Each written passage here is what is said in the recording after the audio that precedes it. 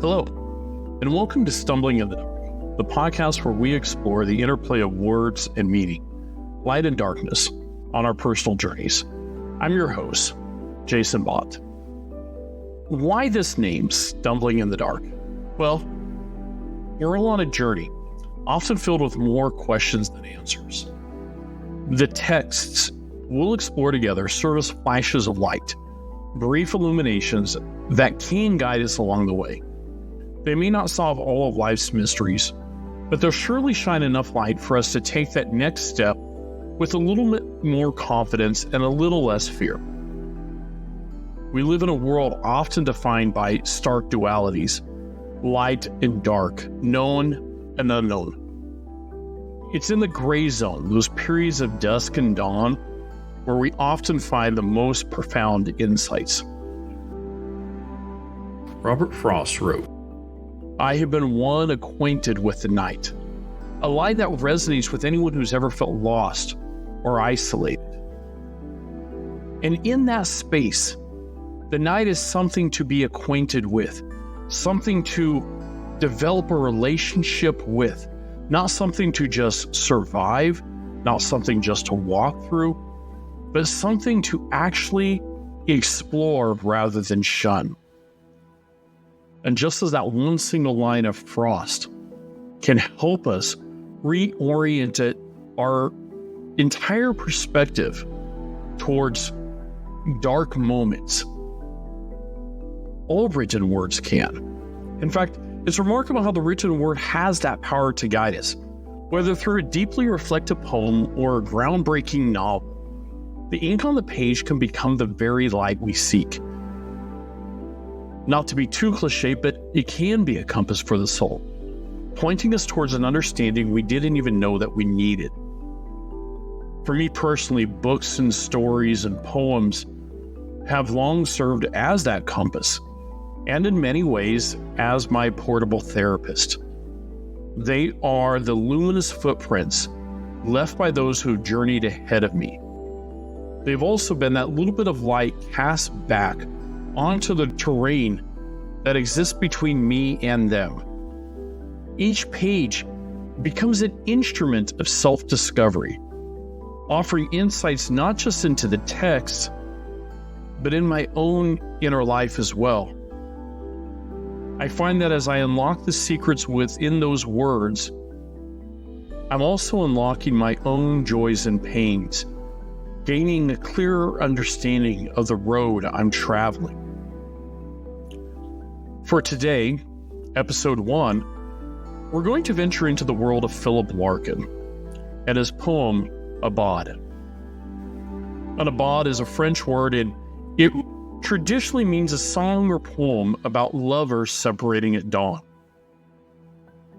Larkin takes this concept and transforms it, and instead it chooses to focus on an existential dread that awakens our first moments of light.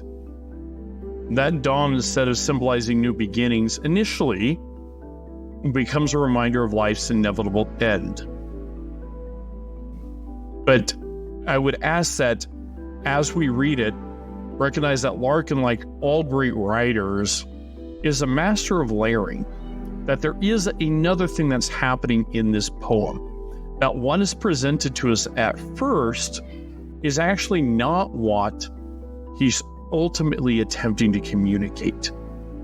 And in that, in the light of the new day, and what truly is the new dawn that's awakening, is where the beauty of Larkin's work exists.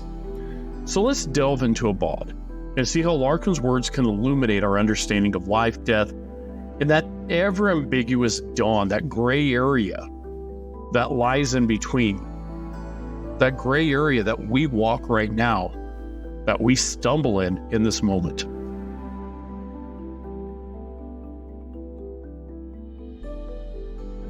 Aubade by Philip Larkin.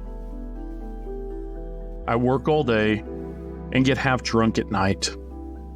Waking at 4 to soundless dark I stare. In time, the curtain edges will grow light. Till then, I see what's really always there. Unresting death, a whole day nearer now, making all thought impossible, but how and where and when I shall myself die. Arid interrogation. Yet the dread of dying and being dead flashes afresh to hold and horrify. The mind blanks at the glare, not in remorse. The good not done, the love not given, time torn off and used, not wretchedly because only life can take so long to climb clear of its wrong beginnings and may never. But it's a total emptiness forever. The sure extinction that we travel to and shall be lost in always, not to be here, not to be anywhere. And soon, nothing more terrible, nothing more true. This is a special way of being afraid. No trick dispels. Religion used to try that vast moth-eaten musical brocade created to pretend we never die, and specious stuff that says no rational being can fear a thing it will not feel, nor seeing that this is what we fear. No sight, no sound, no touch or taste or smell, nothing to think with, nothing to love or link with, the anesthetic from which none come round, and so it stays just on the edge of vision. A small, unfocused blur, a standing chill that slows each impulse down to indecision. Most things may never happen. This one will. And realization of it rages out in furnace fear when we are caught without people or drink. Courage is no good. It means not scaring others. Being brave lets no one off the grave. Death is no different whined at than withstood. Slowly light strengthens, and the room takes shape. It stands plain as a wardrobe. What we know, have always known, know that we can't escape, yet can't accept. One side will have to go. Meanwhile, telephones crouch, getting ready to ring in locked up offices, and all the uncaring, intricate, rented world begins to rouse. The sky is white as clay with no sun. Work has to be done. Postmen, like doctors, go from house to house.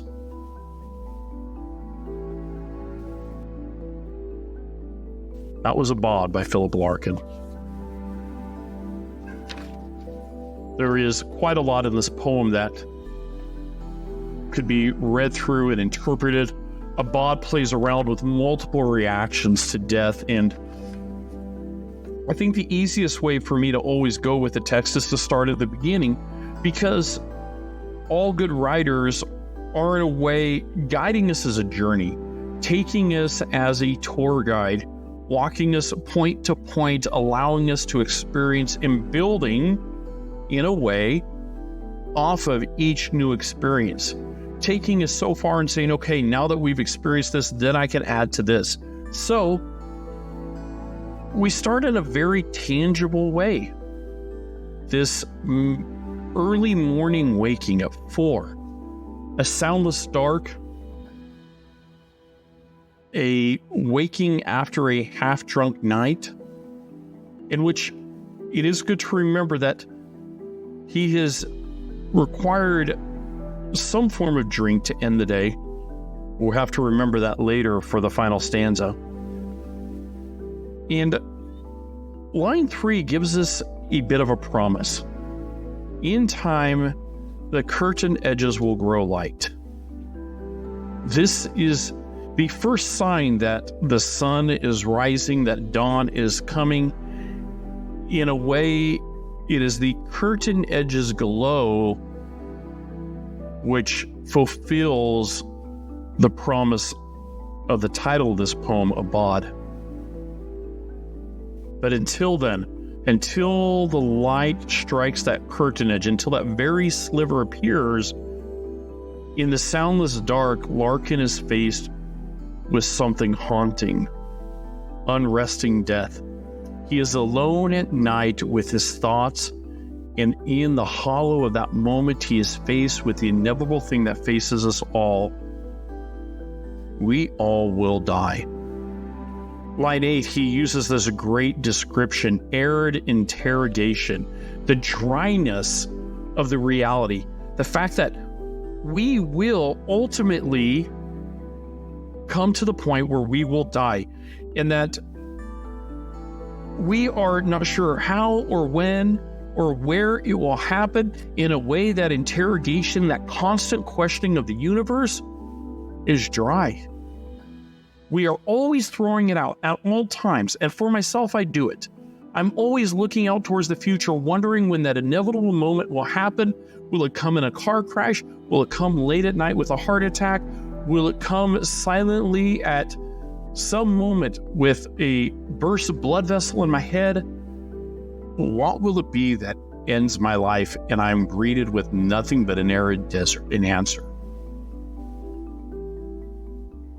The mind blanks at the glare. He says this: not in remorse, the good not done, the love not given, time torn off and used. And I love that he brings this up, because this is part of the pain of this. We do wonder so much of the fact that there is so much that can go missing in death, of what we did not do, of what we could not happen, of love that we did not achieve. You hear everybody talk about the remorse and the pain that they go through, or their regrets when they look back as they're nearing the edge of death. But for Larkin, he says, that is not it. What is truly glaring, and again, note what he does here, even though he's talking about it is the darkness, the soundless darkness, which brings the reminder of eternal death, he inserts the word glare. That death is shining. That death, in 1 second before that, flashes afresh to hold and horrify. So he's mixing this metaphor, this imagery, that death is bright. And so in the brightness of facing death, there is a glare in what is the most glaring aspect of death. It is that we will ultimately not be here and not be anywhere. It will be total emptiness forever. There will be nothing more terrible, nothing more true.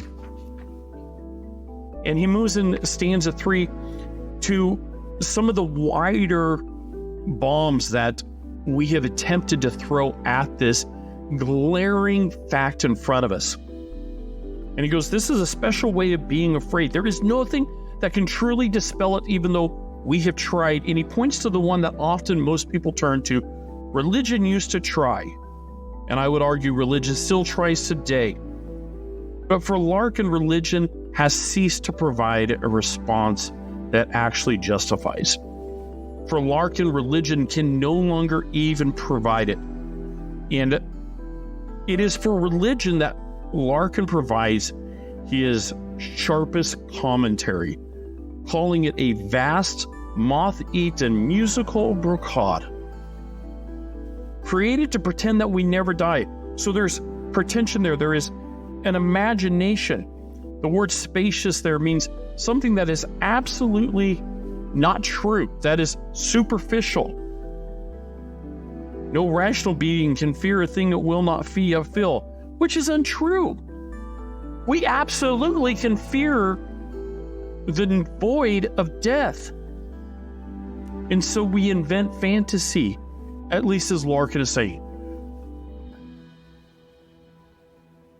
And I love his final reminder of what death is at the end of stanza 3 there.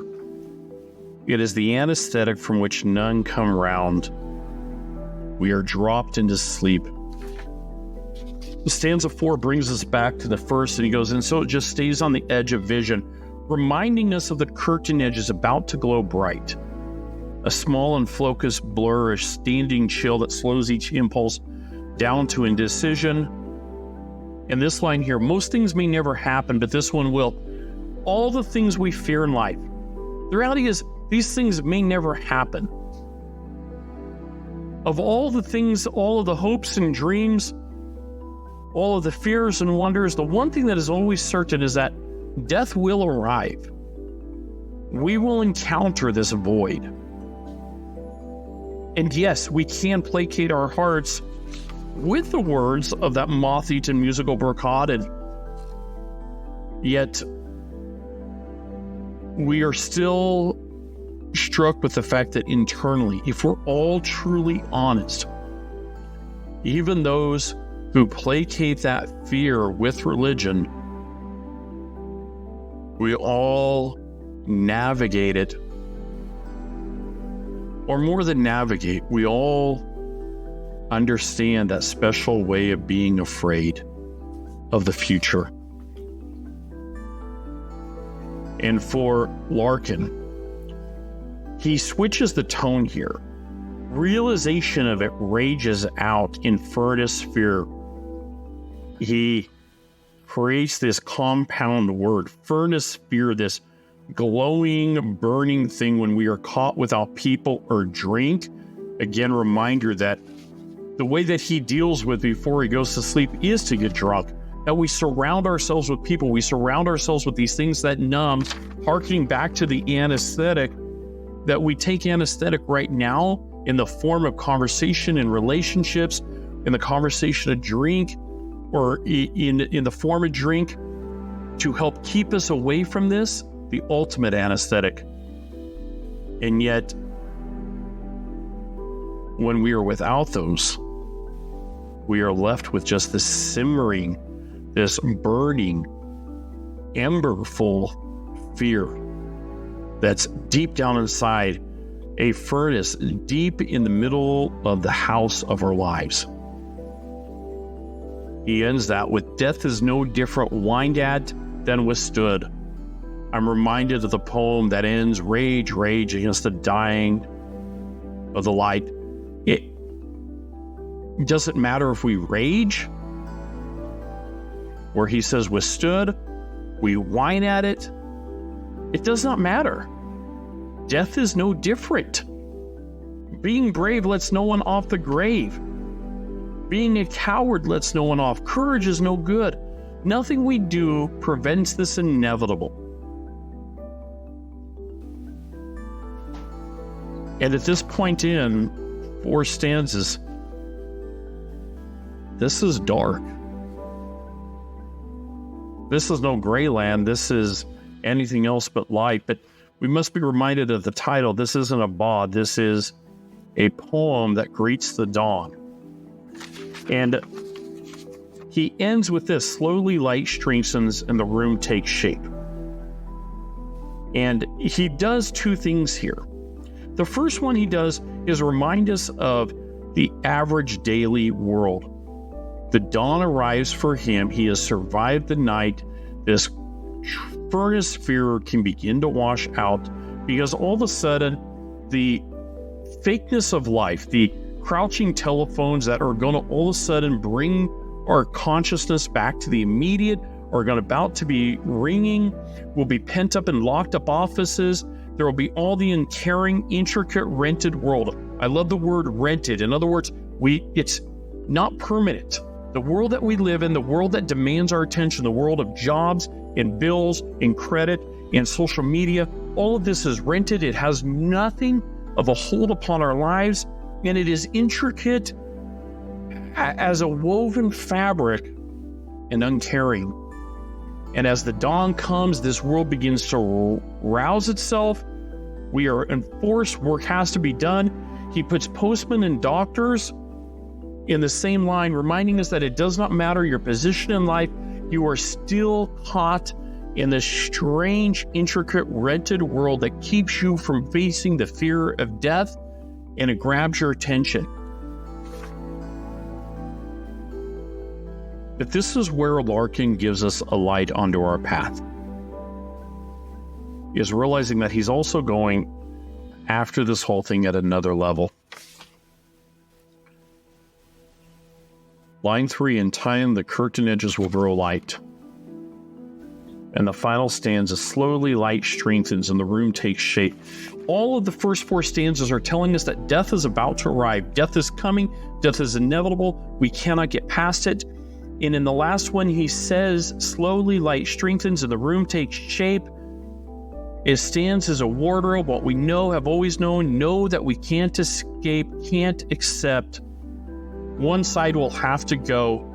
And he plays a little bit of a trick because we assume he means that the one thing that will have to go is this dark world and we fall back into the real world. But actually what he's saying is this, that death is the bright. Death, and he gives us the hint before. Remember, he said that death is the glaring, that death flashes afresh. What makes the curtain edges grow light? It is actually death itself. Death is the dawn. The Aubade here, this song or poem greeting the dawn. What is the dawn? What is the light coming over the horizon, which shines a light, which brings absolute brilliant clarity to everything in life, which makes it actually glow, which makes light stand out, which makes life have purpose. It is death itself.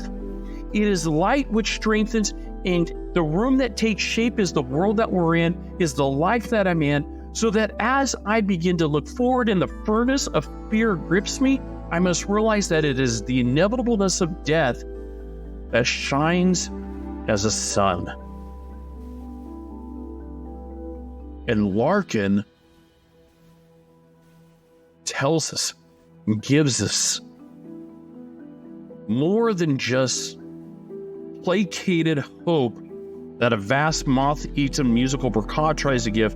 He tells us that in the harsh reality that death brings, that the reality of death without any form of makeup or falseness and any form of pretension to lie or deceive or say it is not what it is, but as its stark reality, in accepting its stark reality, you will actually find a light that brings clarity to the world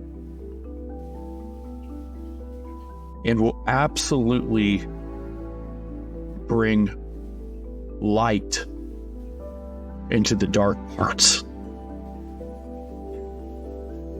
And for me, I cannot think of a better poem to start out this podcast, Stumbling in the Dark. I don't know the next step in life, but I think tonight I can move a little bit further ahead with a reflection on death, recognizing that it is coming. It is absolutely going to come.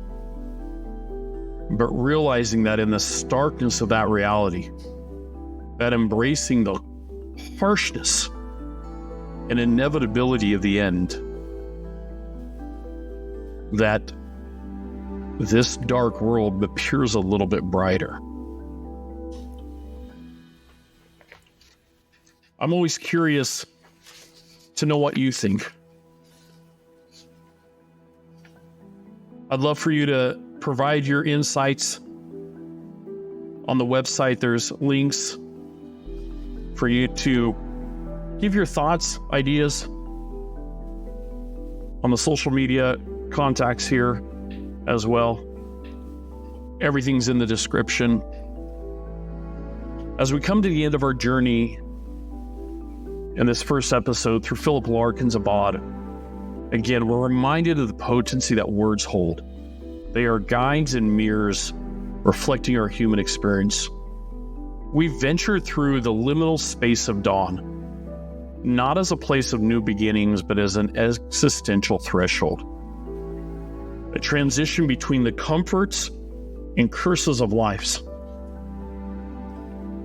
We have, in a way, become acquainted a little bit more with night, just as Robert Frost said that he had.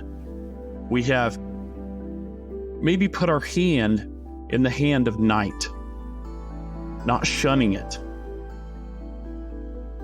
Larkin's awakening to the dawn has served as a guide, and along with Robert Frost's encouragement, served as 2 points on the same spectrum. Between dark and light, we find the terrain of our lives, filled with challenges and punctuated by fleeting moments of clarity.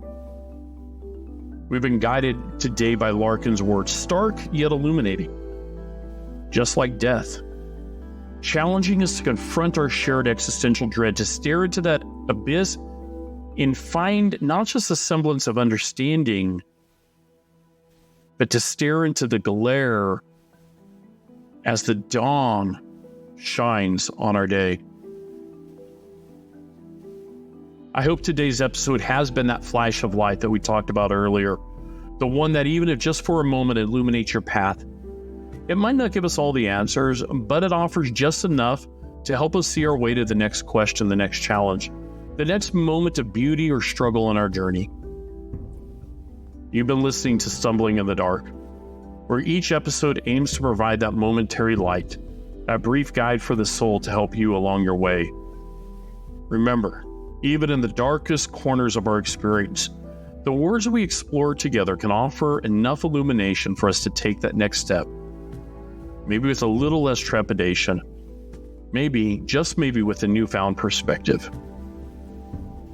I'm Jason Bott, and I'll be with you, stumbling and searching, as we continue our journey through the world of words. And until next time, keep stumbling, keep searching, and as always, keep the light on.